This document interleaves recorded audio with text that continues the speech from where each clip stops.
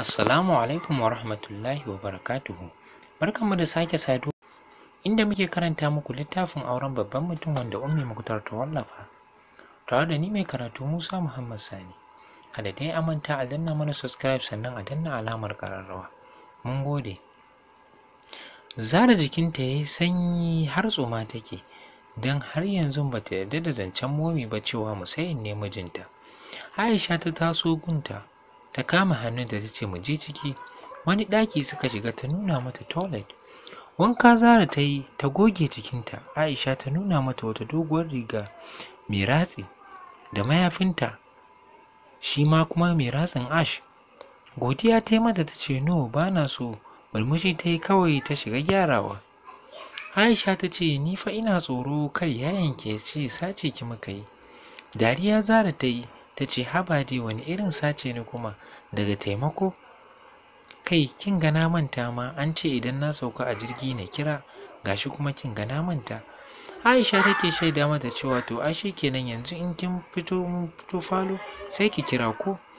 Zara ta ce Zara kam ta yi kyau sosai har ta yi makeup amma ba wata sosai ba. Kayan da ta saka kamar dan ita aka yi sa saboda kusan tsayinsu ɗaya da Aisha. Bayan ta kammala Aisha ta feshe ta da turarurruka kala-kala masu ƙamshin gaske, sannan suka fito falo. Ba kowa a falon, zama suka yi suna ci gaba da hira kamar waɗanda suka yi sabo da juna, saboda ita ma Aisha akwai ta da faran-faran da jama'a. Muhammad ne ya fita riƙe da waya a hannunsa yana magana a cikin wayar. Yana fita ya tadda Musayid tsaye cikin jikin mota sai zage-zage yake kamar wani zaki. Da fara'a a fuskarsa ya ƙarasa gun Musayid suka gaisa, cikin harshen Larabci yake gaya masa ya shigo ciki. A tare suka shigo, wanda ya yi daidai da ɗagowar kan Zara. Suna ta hira da ita da Aisha suna shewa. Hira ta yi daɗi. Musayid ne kan gaba kamar shi ne mai gidan. Sai kalle-kalle yake yana ganin ta ina Zara zai fara ganinta. Karaf suka haɗa ido da juna. Zara zumbur ta miƙe tsaye tana kallonsa, ko ƙiftawa ba ta yi. Musayir kam jiye kamar an jona masa shokin. Tsigar jikinsa duk ta miƙe, baya ko ƙifta idonsa akan kallon Zara. Ashe dama da gaske dadi yake. Zara ita ma cikin ranta tambayar kanta take, ashe dama za mu kasance inuwa ɗaya da shi? Muhammad da Aisha kallon ikon Allah suke. Da alamu dai wannan masoya ne, don ya wuce a ce soyayyar yaya ne da ƙani. A hankali Musayid ya fara taku yana mai nufar inda take. Ita kwan tana tsaye ko motsi ba ta yi, ta tsaya kamar wata soja. Murmushi kawai Aisha da mijinta suke, suna ganin soyayya zalla. Sai da ya zo har gabanta, ta yadda yana iya jin ajiyar zuciyarta. Suka kalli juna cikin ido, bakinsa kamar mai son magana. Ita ma ba ta yi aune ba, ta ji hawaye na zubo mata a kan fuskarta. A hankali Musayid ya sa harshe yake lashe hawayen da yake zubowa. Aisha ta zaro ido gami da nufar Muhammad, ta kama hannunsa suka yi ciki suna dariya. Zara ta rufe ido tana jin yadda bakinsa ke zagaye a sassan fuskarta, ƙafafuwanta suna mata shokin. Wata runguma ya mata yana kuka cikin sauti mara fita. Ita ma kukan take, yana shaƙar turarenta mai ƙamshin gaske. Da sauri ya cika ta, yana mai tuno wani abu a cikin ransa. Shin me yake shirin yi ne? Shi fa har yanzu bai da tabbacin dadinsa maganar da yake gaya masa gaskiya ce. Dafe kai yayi, jikinsa na rawa. Juyowa yana kallon Zara, wacce ita ma ta juya baya tana ganin abun kamar a mafarki. Hannunta ya riƙe yana murzawa cikin nasa ba tare da ya kalli inda take ba. Zara na jin yadda Musayir ke murza hannunta amma sam ta kasa hana shi, sai dai kunya da mamakinta duk ya lullube ta. A hankali ya tattaki gare ta, ya jiyo da kafaɗunta zuwa gare shi.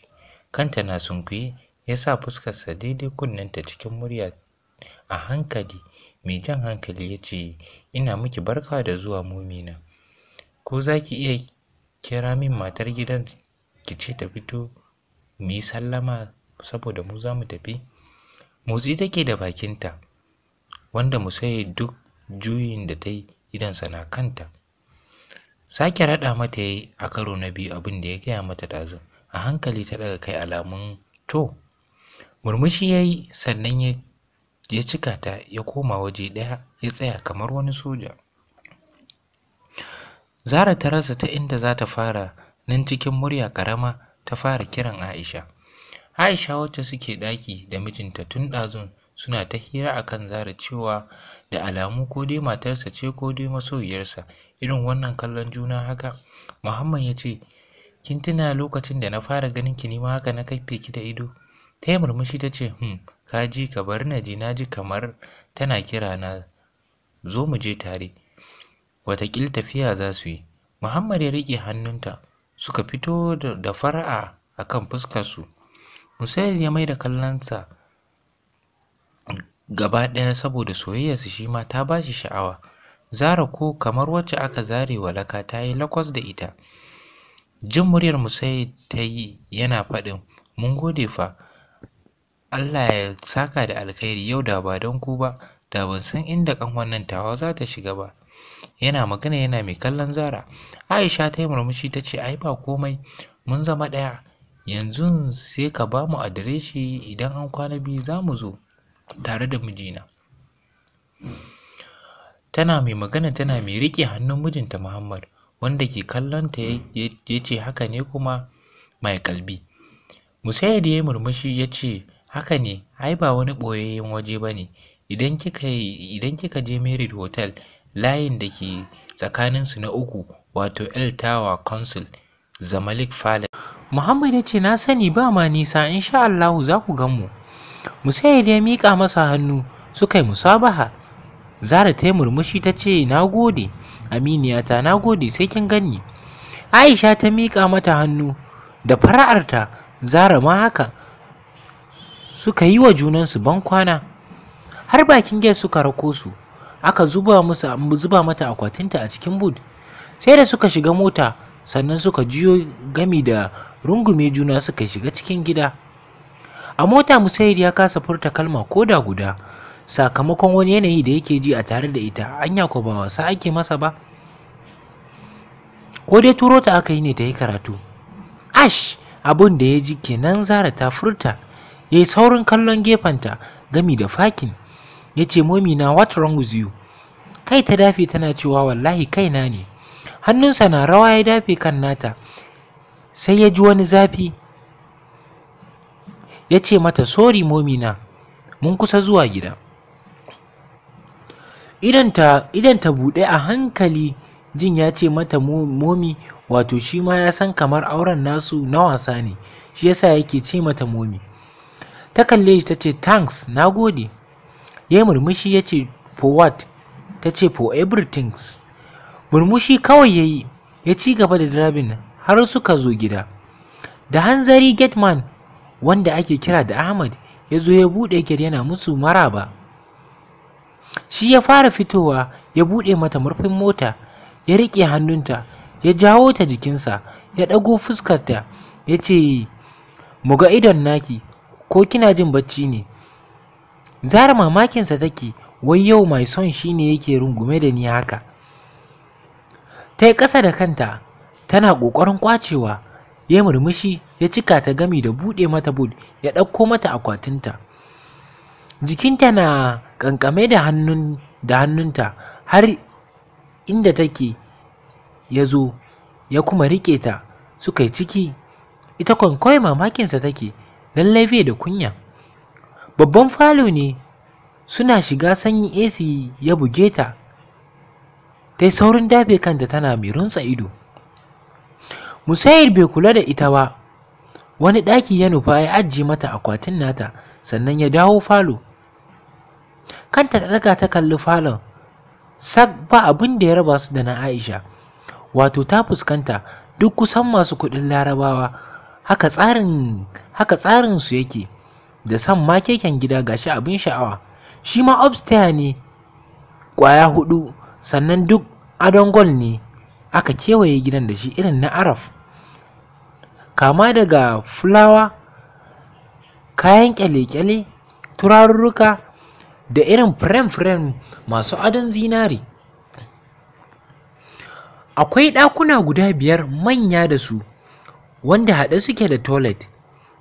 Gefe kuma akwai spare pad na kujeru da gilasai da table medium mai su kyau da shi. Zara bata gama kalle-kalle ba ta ji an ɗafe ta da wani jiki mai laushi kamar lallausan zanin gado. Wani ihu ta sanya a lokacin Musayin na ƙoƙarin ɗauko mata juice a firiji.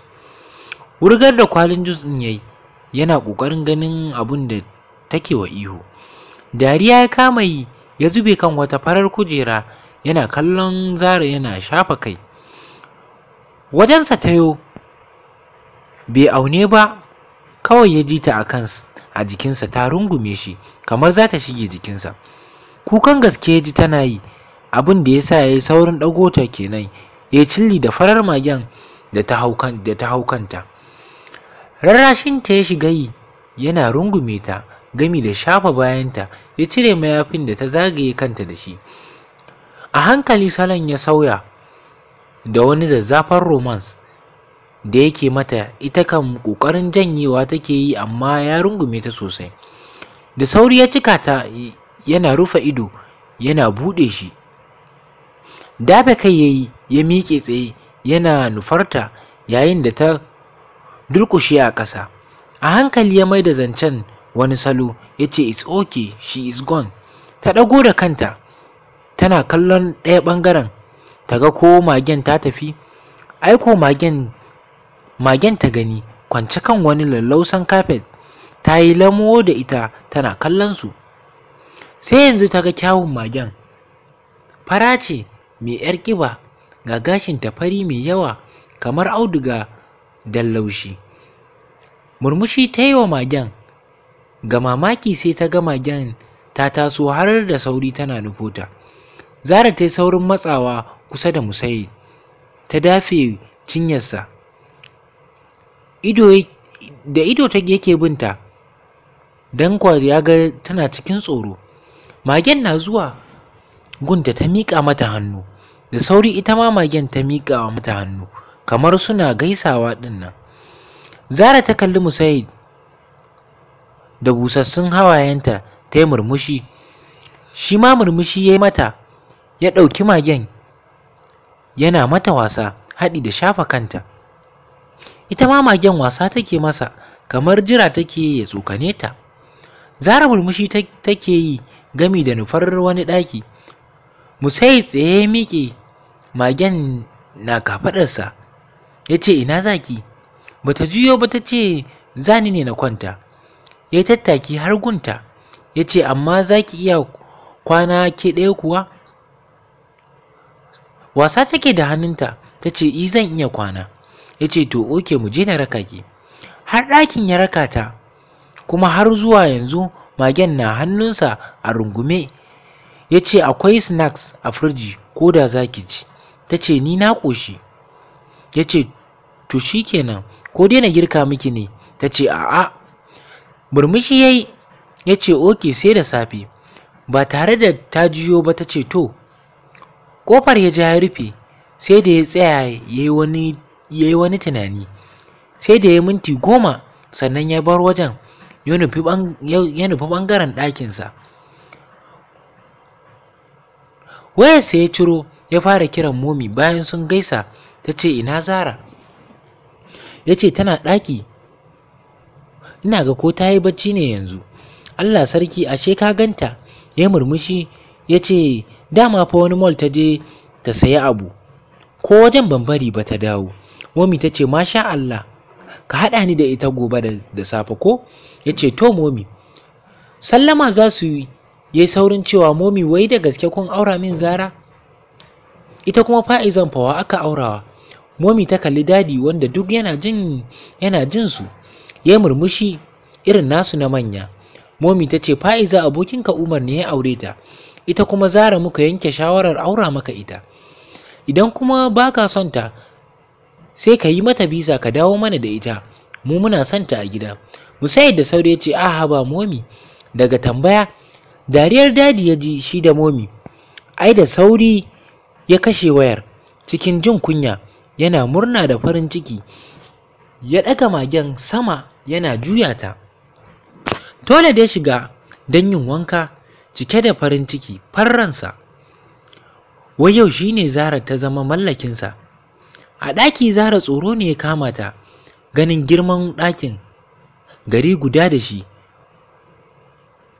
wanda aka shimfiɗa masa wani farin zanin gado, ga fararen fulo wanda za su kai guda 8 manya da su, ga su kuma har da ƙananu.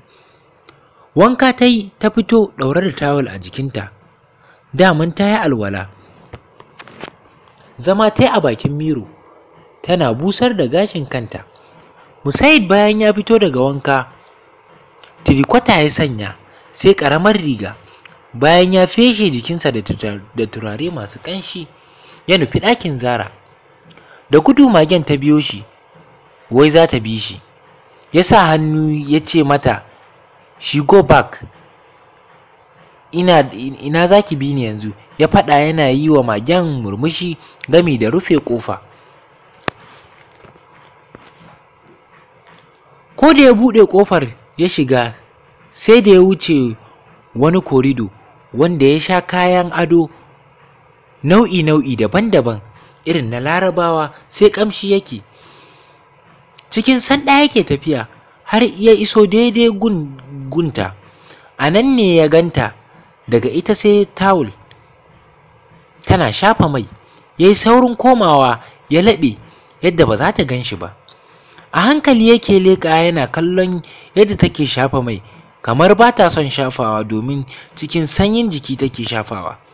Ganin ita kaɗai ce a ɗakin ya sa ta cire tawul ɗin ya faɗi ƙasa kan kafet, wanda a tam ɗin ne Musayir ya ƙara zuro kai don kallonta, sai ya ganta ba kaya. Ya runtse ido gami da saurin fita. Motsin rufe ƙofa kawai ta ji, ta yi saurin juyowa, sai dai bata ga kowa ba. Hakan ya sa ta ji ƙirjinta ya fara bugawa da sauri. Cikin azama ta ɗauki tawul ɗin ta sa a jikinta, ta nufi hanyar fita. Tana zuwa gun ta tsaya, ta yi shiru, wanda shi kuma Musayir yana zube kan kujera, sai ajiyar zuciya yake, don bai taɓa ganin mace a yadda ya ga Zara ba.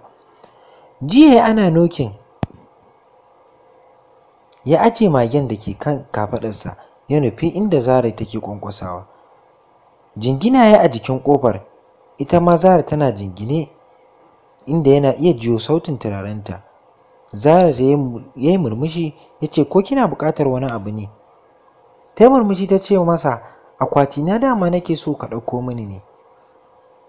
Ya kalli ƙofar kamar yana kallon ta, ya yi murmushi ya ce, okay. Juyawa ya nufi ɗakin da ya ajiye mata akwatin nata. Jin shiru ya sa ta leƙo don ganin ko ya tafi. Tana buɗewa, shi kuma yana dawowa, suka haɗa ido. Da sauri ta maida ƙofar ta rufe, tana maida numfashi. Shi ko tsaye ya kasa jan akwatin, don yana murmushi yana cewa, wannan yarinya yau so take ta kashe ni da kyan jikin nan nata. Da ƙyar ya ja akwatin ya kai shi bakin ƙofar, saboda yana jin jikinsa duk ya masa sanyi. Ya ƙwanƙwasa ya ce wa Zara, ga akwatin nan ya kawo. Cikin murya mai jan hankali ta ce masa, na gode. Jin ta faɗi hakan ne ya sa shi ganewa cewa ba ta son shi ya shigo ɗakin. Murmushi ya yi kawai, ya bar gun ya tafi ɗakinsa. Sai da ta ji shiru sannan ta buɗe ƙofar, ta ɗauka, ta yi saurin mai da ƙofar ta rufe.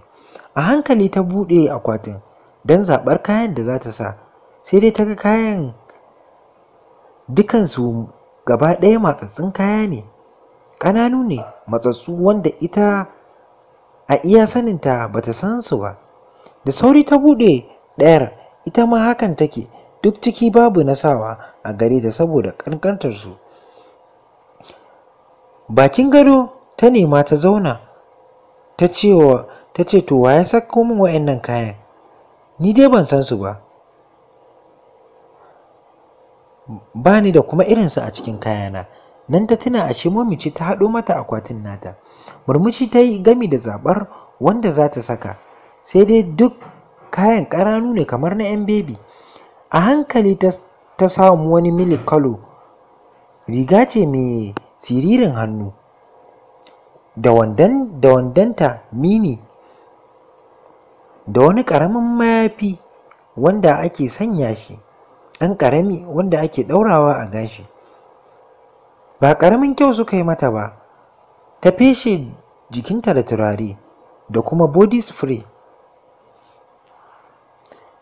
Fridge ta buɗe, nan ta ga snacks irin nasu na ƙasar manya. Snacks ɗin manya-manya da su da juice ta ɗauko ta fara ci. Kaɗan ta ci ta tafi ta kwanta. Musayid a ɗakinsa ya kasa sukuni, kawai son kasancewa yake da Zara, amma yana matuƙar jin kunyarta. Da nauyinta, ta ya zai je ya kusance ta da wannan maganar. Tashi ya yi, ya je ya buɗe ƙofar ɗakin, ya shiga. Bacci ya ga tana yi, ya tsaya yana kallonta. Kayan da ya sanya a jikinta sun yi mata kyau sosai, kamar don ita aka yi. A hankali ya isa har bakin gadon, ya durƙusa gami da zurawa dogayen ƙafafunta ido. Sosai hankalinsa ya tashi, ya rasa halin da yake ciki. Motsi ya ga ta yi, don haka ya yi saurin durƙusawa don kar ta gan shi. A hankali ya kuma ɗagowa, ya ga ta yi rubda ciki, sai bacci take kamar wacce ba rai a jikinta. Cikin sanda ya taso, ya kwanta daidai kusa da ita, ya kashe fitilun da ke ɗakin, ya yi mata addu'a sannan ya kwanta, amma ba bacci yake yi ba, idonsa biyu.